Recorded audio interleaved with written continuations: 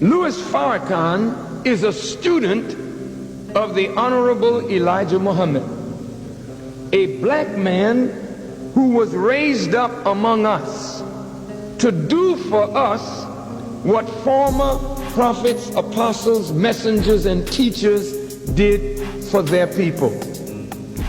Now, I represent that man to the world.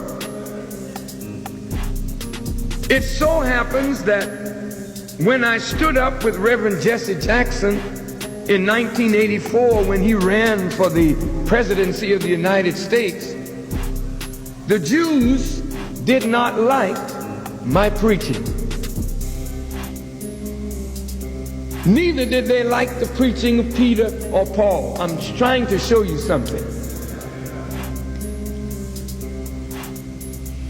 Many of the Jews thought that by putting me in the newspaper and on television as a wild-eyed radical, an anti-white, anti-American, anti-Semitic, anti-Christian, anti-God, anti-everything, that they were going to turn the people away from me and cause the people to turn on me.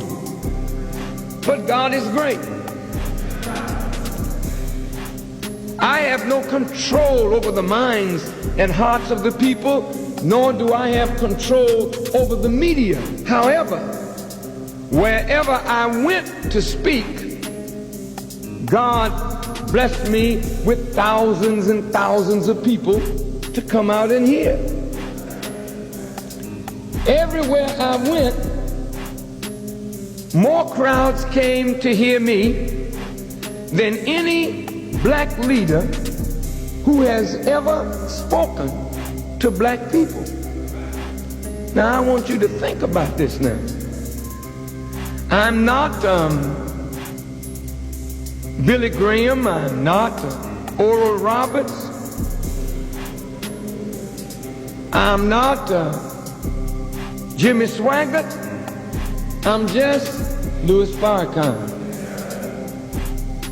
But at Randall's Island in New York City, 70,000 came out to hear.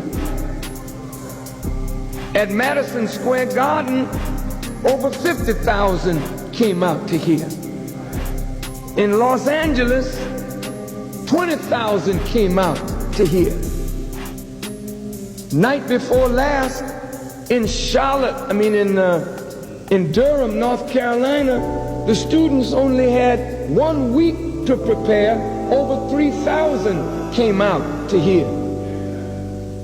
The Jews in these cities and on most of these college campuses, they are so upset because multitudes are coming out to hear what I have to say. They lie on me before I get there, and then they lie on me while I'm there, and then they lie on me after I'm gone, but it doesn't stop the people from coming to hear. What am I saying? The message today that Louis Farrakhan is representing goes far beyond the Muslim community. Many of the Muslims who really didn't understand the message of the Honorable Elijah Muhammad feel that I should not have preached after Elijah Muhammad was gone, that I should have waited until he returned. Some Muslims feel or felt that maybe I shouldn't go into the churches, I shouldn't go into the highways and the byways and talk to the common people. But you've got to remember, Muslims, that you had the Honorable Elijah Muhammad first.